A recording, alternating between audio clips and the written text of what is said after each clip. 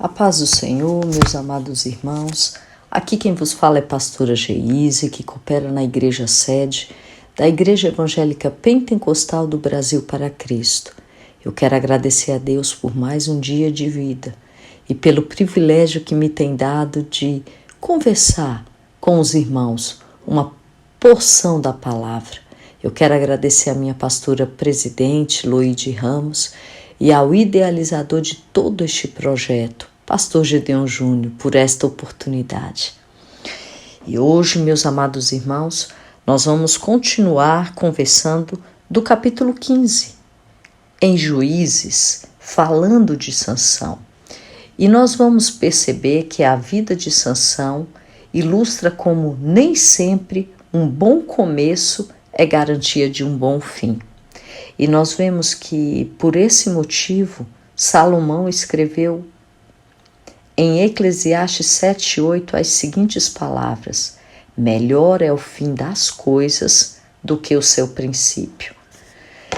Nós vemos que no começo da sua carreira, Sansão ele serviu ao Senhor com um brilho radiante, mas a sua luz começou a enfraquecer à medida que entregou a sua vida às suas paixões.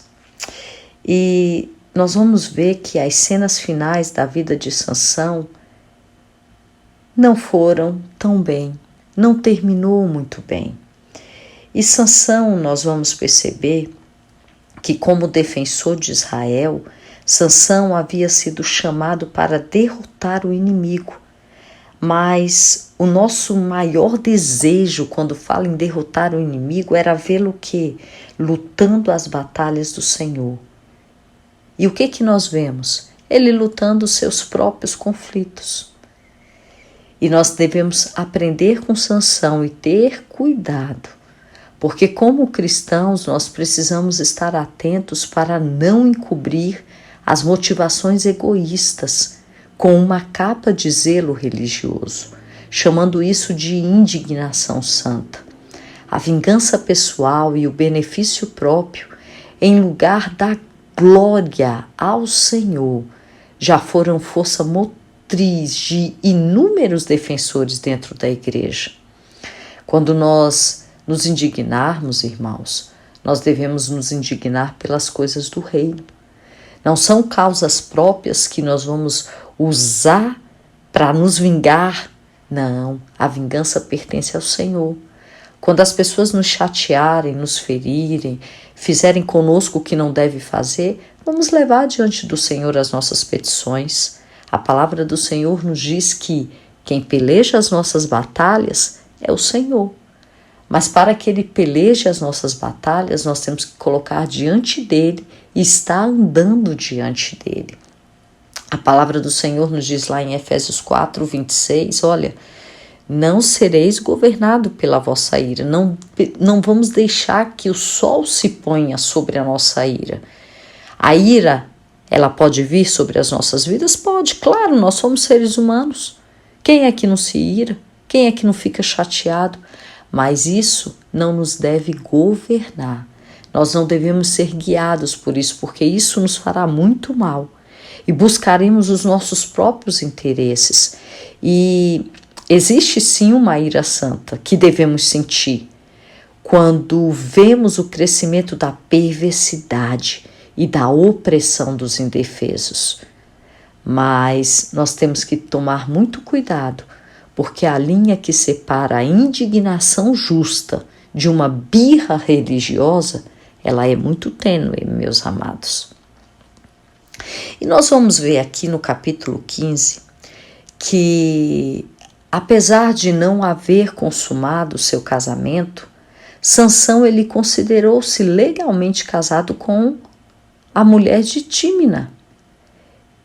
E ele leva um presente ao visitá-la na casa do seu pai. Olha só, capítulo 15, versículo 1. E aconteceu, depois de alguns dias, que na cega do trigo, Sansão visitou a sua mulher com um cabrito e disse: entrarei na câmara à minha mulher. Aí diz, olha, Porém, o pai dela não o deixou entrar. Sansão chega, vai ver sua mulher e de repente o pai dela diz: não, você não vai entrar. Foi um choque para Sansão ao descobrir que não apenas estava casado, mas também que a mulher que amava encontrava-se casada com um padrinho de honra, porque nós vemos no capítulo 14, no versículo 20, que quando Sansão vai para a casa dos seus pais, tá certo? Que o povo descobre o enigma, ele fica chateado, ele vai para a casa dos seus pais. A mulher de Sansão é dada ao seu companheiro que o acompanhava. O pai da noiva pega e entrega ela para outro homem. E Sansão, que havia pago o preço pela noiva, para ter uma esposa, agora estava sem dinheiro e sem mulher. Irmãos, não deu certo não. Sansão ficou furioso. E o pai dela ainda tenta aplacar a ira de Sansão, dizendo assim, olha, no versículo 2, porque disse o seu pai, porque dizia eu que de todo a aborrecias, de sorte que a dei ao seu companheiro. Porém, não é a sua irmã mais nova, mais formosa do que ela? Toma-a, pois, em seu lugar. Ainda vem com uma proposta de oferecer a irmã mais nova, tá certo? E dizendo, não, olha, tentar aplacar a ira de Sansão. Pega a irmã mais nova, que é ainda mais bela, é mais linda do que ela. Irmãos, se alguém deveria ser castigado aqui, seria o sogro, porque ele foi o verdadeiro culpado. Aí o que acontece? Nós vamos ver que Sansão se indigna.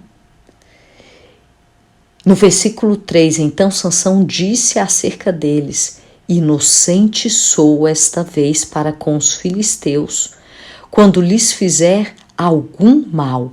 E foi Sansão, e tomou 300 raposas, e tomou tições, e virou-as cauda a cauda, e lhes pôs um tição no meio de cada 2 caudas, e chegou fogo aos tições, e largou-as na seara dos filisteus, e assim abrasou os molhos com a seara de trigo, e as vinhas com os olivais. Irmãos, Sansão ficou tão indignado que pega as raposas, ou chacais, eu acredito que chacais aqui, porque as raposas, elas andavam de forma solitária, eram animais solitários, porém os chacais, eles andavam em grandes alcateias, então seria muito mais fácil para Sansão o quê? Capturar 300 chacais, e ele pega, amarra uma cauda à outra, de 2 em 2, é o que a Bíblia nos diz, coloca fogo, entendeu? Porque o que acontece? Se ele tivesse colocado uma tocha na cauda de cada animal, cada um teria fugido imediatamente para sua toca. Porém, ao colocar 2 animais juntos e soltá-los, eles se desesperaram, porque Sansão teria certeza absoluta de que o medo do fogo faria com que entrasse em pânico, e cada um ia correr para um lado de forma frenética, e eles estavam amarrados um ao outro, e com isso eles ateariam fogo nos cereais. E em seguida o fogo se espalharia para as vinhas e os olivais, e causando o quê? Grande devastação. E foi exatamente isso que aconteceu. Tá certo? Ele se vinga, ele fica com raiva da atitude do sogro, o que fizeram com ele, aquele filisteu, a maneira como ele agiu, ele falou, quer saber? Eu vou agir também. E ele age e coloca fogo em tudo. Só que a palavra do Senhor diz no versículo 6, que então disseram os filisteus, olha, quem foi que fez isso? Quando eles começaram a ver as suas plantações, as suas riquezas, todas queimadas, eles entraram em surto, irmãos. E eles disseram, quem foi que fez isso? E disseram, Sansão, o genro lá do Timinita, porque ele tomou a sua mulher e deu ao seu companheiro. Então eles subiram, os filisteus sobem e queimam a mulher e ao seu pai. Porque seu pai era o verdadeiro culpado de toda essa situação ter acontecido. E aí nós vamos perceber que violência, irmãos, só gera mais violência. E os filisteus, eles não ficaram de braços cruzados, enquanto os seus alimentos e as suas riquezas se consumiam em chamas. Eles imaginaram que Sansão estava por trás dos incêndios e eles não hesitaram em revidar. E uma vez que eles não tinham esperanças de vencer a Sansão, o que eles fizeram? Eles atacaram aqueles que estavam mais perto e despejaram a sua ira sobre sobre o sogro, e sobre a esposa de Sansão. Irmãos, aí a palavra do Senhor nos diz que então lhes disse Sansão: assim o haveis de fazer? Pois havendo-me vingado eu de vós, então cessarei. E feriu com grande ferimento, perna juntamente com coxa, e desceu e habitou ao cume da rocha de Etã. E então os filisteus subiram e acamparam contra Judá, e estenderam-se por Leí. Nós vamos ver que Sansão vai para um lugar elevado de Judá, próximo a Leí, de onde Sansão podia observar os inimigos com facilidade e segurança. Aí nós vamos ver que quando aconteceu isso, disseram os homens de Judá: por que subsistes contra nós? Os homens de Judá foram contra Sansão, foram lá em Sansão, e eles lhe disseram: vamos subir para amarrar Sansão, para lhe fazer a ele como ele nos fez a nós. Então 3.000 homens de Judá desceram à cova da rocha de Etã e disseram a Sansão: não sabias tu que os filisteus dominariam sobre nós? Por que, pois, fizestes isso? E ele lhes disse: assim como eles me fizeram a mim, eu lhes fiz a eles. Os irmãos de Sansão, o povo de Judá, foi lá questionar com Sansão: por que você fez isso? O povo está dominando sobre nós. Eles não tinham armas para lutar. Eles não tinham como se defender, o povo de Israel, porque a palavra do Senhor diz que nesse tempo as armas não existiam. Porque quem faziam as armas eram os filisteus. E os filisteus não iam dar arma para quem eles estavam subjugando, irmãos. Claro que não. E como Sansão atacou os filisteus foram à forra e foram atacar Israel.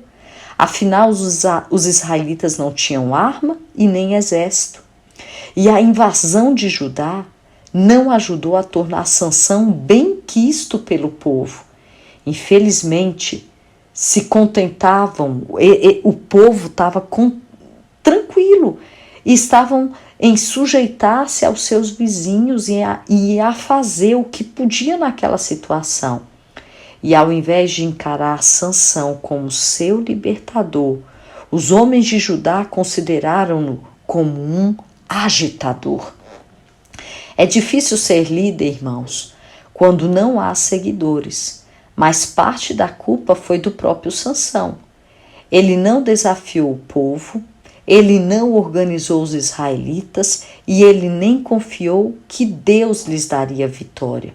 Ele prefere trabalhar sozinho, lutando as batalhas do Senhor como se fossem as suas rixas pessoais. E nós vemos que Sansão, ele foi chamado lá no capítulo 13, no versículo 5, para começar a libertar a nação. E nós vamos ver que depois ele atear fogo, ali nas plantações, nos olivais, quando os homens de Judá descobrem o que os filisteus desejavam, capturar e amarrar somente Sansão, eles se juntam a eles. Eles oferecem ajuda. E olha só em que triste estado encontrava-se uma nação cujos cidadãos colaboram com o inimigo e entregam seu próprio líder escolhido por Deus. Enquanto Sansão exerceu a sua função de juiz, esse foi o único momento que Israel se reuniu como um exército. E ainda assim, com o propósito de quê? Capturar um dos seus próprios homens. Eles se uniram não para lutar contra o inimigo, mas para capturar Sansão. Aí o que acontece? No entanto, Sansão percebe que se não se entregasse ao exército filisteu, causaria grande sofrimento à sua terra, e de modo que fez com que se rendesse voluntariamente. Irmãos, Sansão era muito forte. Eles chegam, pegam umas cordas, amarram em Sansão e entregam ele para os filisteus. Sansão poderia ter quebrado eles e matado lá os seus próprios irmãos, mas não. A fim de se defender, teria sido obrigado a lutar contra os próprios irmãos nesse caso. Mas para escapar, o que poderia ter sido feito com facilidade, ele teria sido forçado a deixar 3.000 homens de Judá nas mãos dos exércitos dos filisteus. Ele quis defender o seu povo e ele não fez isso. Essa decisão de Sansão teve um toque de heroísmo que passou despercebido pelos homens de Judá. E nós vamos perceber que quando Sansão chega, olha só que a palavra do Senhor, e eles me falaram dizendo, não, mas fortemente te amarraremos e te entregaremos na sua mão, porém de maneira nenhuma te mataremos.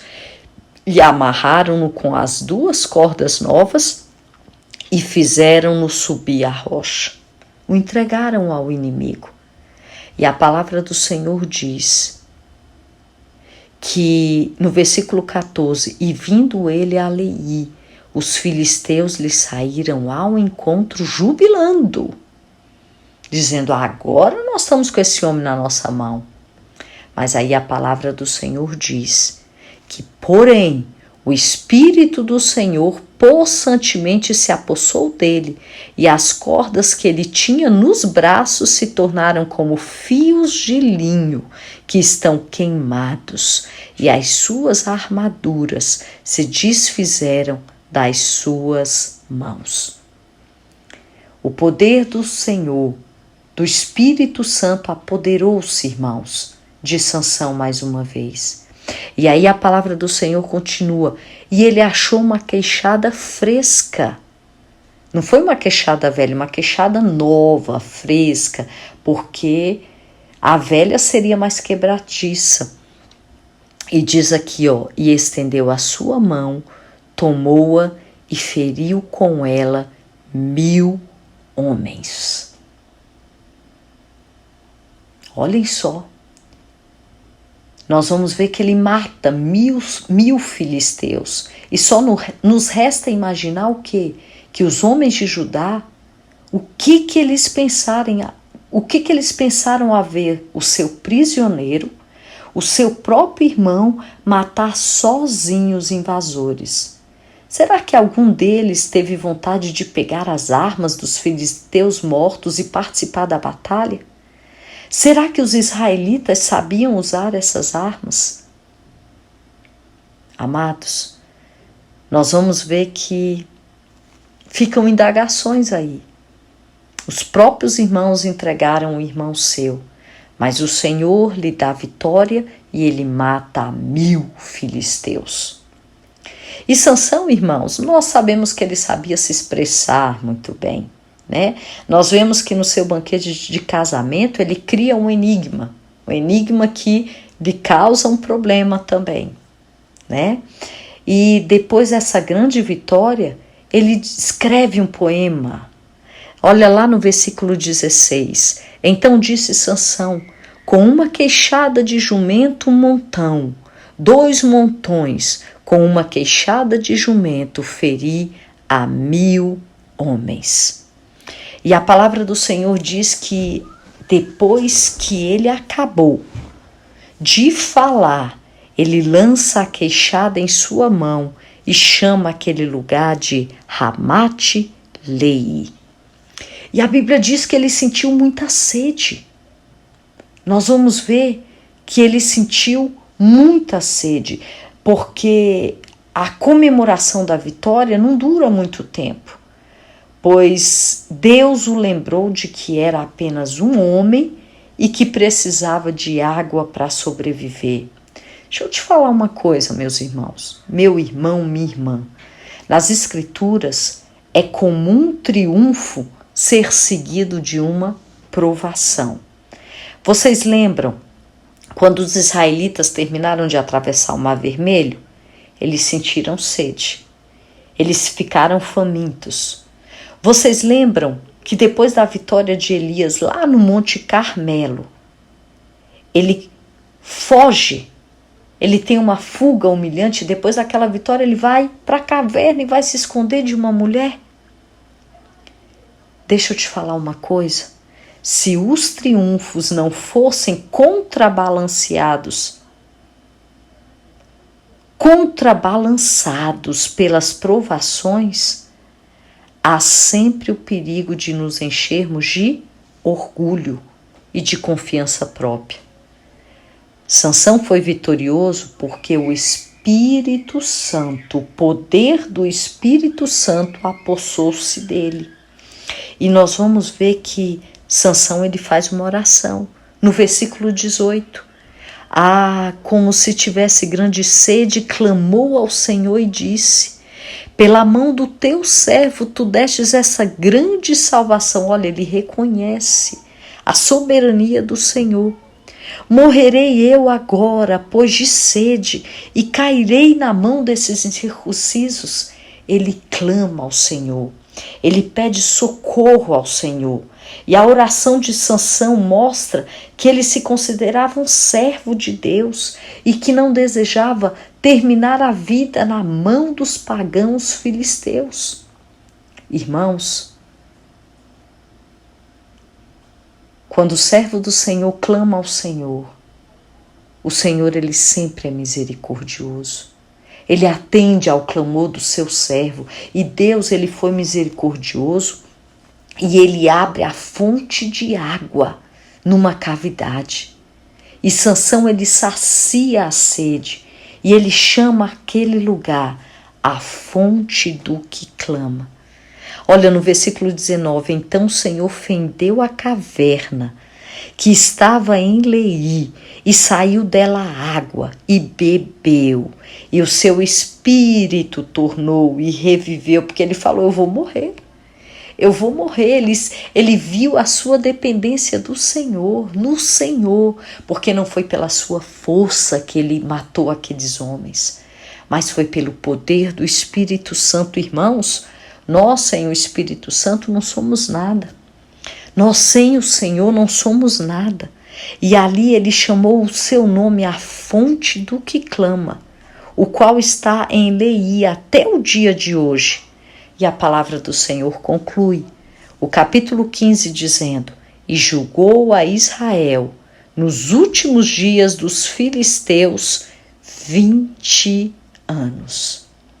Nós vemos um homem aqui que, apesar de buscar defender os seus próprios conflitos, quando se vê numa situação difícil, ele olha para os céus, porque ele sabe que em meio a toda a situação, assim como o salmista nos escreveu, o meu socorro vem do Senhor que fez os céus e a terra. Nós jamais podemos olhar para a nossa própria força, para as nossas ações. Nós temos que olhar aquele que é em nós, para aquele que é em nós, o Deus Todo-Poderoso, porque o nosso socorro vem dele, a nossa força vem dele, que saibamos reconhecer que nada somos sem ele. Que o Senhor vos abençoe, que o Senhor vos guarde e um dia de vitória na presença do Senhor.